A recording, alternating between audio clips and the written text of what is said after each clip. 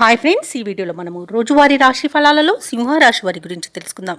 అంతకన్నా ముందు చిన్న రిక్వెస్ట్ ఫ్రెండ్స్, ఈ వీడియో మొదటగా చూస్తున్నట్లయితే లైక్ చేయండి, షేర్ చేయండి, అలాగే సబ్స్క్రైబ్ చేయడం అస్సలు మర్చిపోవద్దు. మీ యొక్క సపోర్ట్ నాకు ఎంతో అవసరం. ఇక సింహరాశి వారికి ఈరోజు చూసుకున్నట్లయితే ఆర్థిక వ్యవహారాలు ఆశాజనకంగా ఉంటాయి. చేపట్టిన పనులలో అవరోధాలను అధిగమిస్తారు. ఇక నూతన వాహనాన్ని కొనుగోలు చేస్తారు. బంధుమిత్రులతో సఖ్యతగా వ్యవహరిస్తారు. అలాగే సోదరులతో వివాదాలు ఏవైతే నెలకొని ఉన్నాయో అవి పరిష్కార దిశగా సాగుతాయి.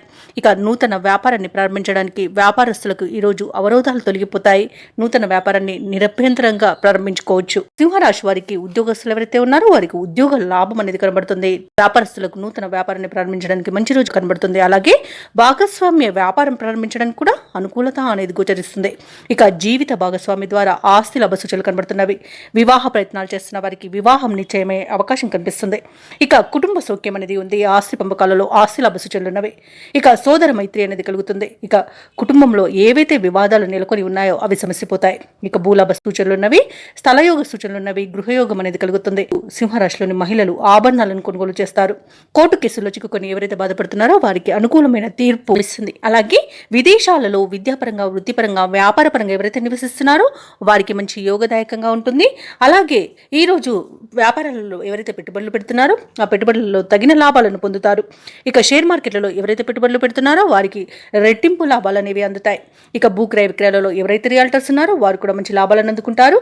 ఈ రోజు సింహరాశి వారు ఇచ్చిన మాట నిలబెట్టుకోవడంలో ముందుంటారని చెప్పవచ్చు.